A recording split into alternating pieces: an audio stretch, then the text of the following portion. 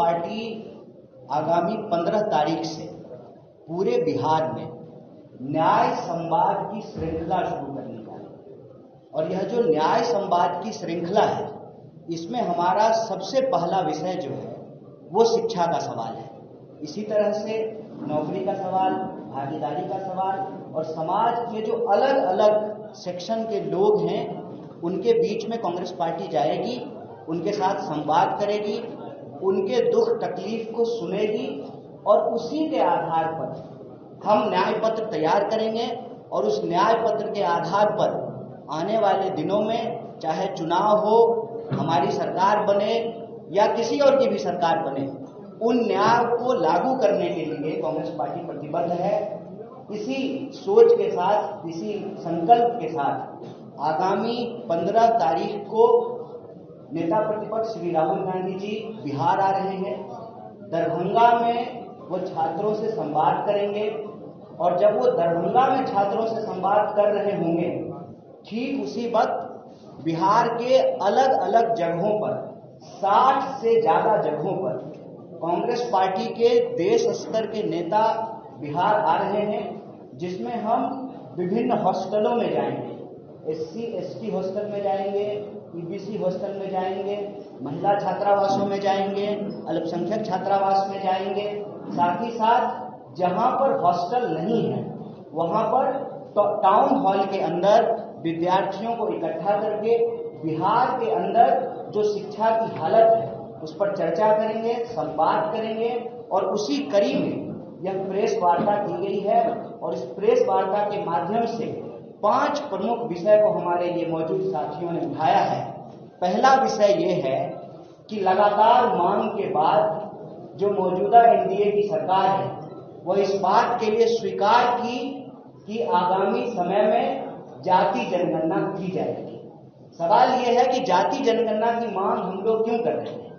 सामाजिक न्याय की धरती है बिहार। जाति जनगणना की मांग हम इसलिए कर रहे हैं कि कई दशकों तक सामाजिक न्याय की नीतियों को लागू करने के बावजूद, आरक्षण की नीति को लागू करने के बावजूद आज भी आंकड़े ये कहते हैं कि समाज के अंतिम पायदान का जो व्यक्ति है आज भी उसको न्याय नहीं प्राप्त हो रहा है। तो पहला मांग ये है कि जाति जनगणना हो और जाति जनगणना वैज्ञानिक तरीके से हो, लीपापोती नहीं हो और सही आंकड़ों के आधार पर 50% की सीमा को समाप्त किया जाए और निजी क्षेत्रों में भी आरक्षण को, भागीदारी को सुनिश्चित किया जाए। दूसरा सवाल ये है कि बिहार में अगर आप शिक्षा व्यवस्था को देखेंगे, शिक्षा की हालत ये है कि 3 साल की डिग्री 3 साल में नहीं मिलती है। प्रश्न ये है कि जब पूरे देश में 3 साल की डिग्री 3 साल में मिलती है तो बिहार में 3 साल की डिग्री 5 साल और 7 साल में क्यों मिलता है?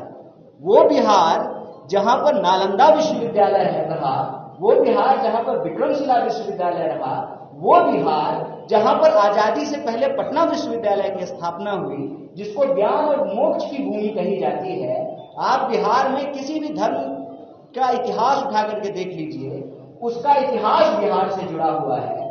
देश का इतिहास बिहार के इतिहास के बिना पूरा नहीं होता है। उसी तरह से बिहार की प्रगति के बिना देश की प्रगति संभव नहीं है। ऐसे में बिहार की प्रगति के लिए, देश की प्रगति के लिए यहाँ की शिक्षा व्यवस्था को बेहतर करना जरूरी है। 3 साल की डिग्री 3 साल में मिले, ये एक बात है।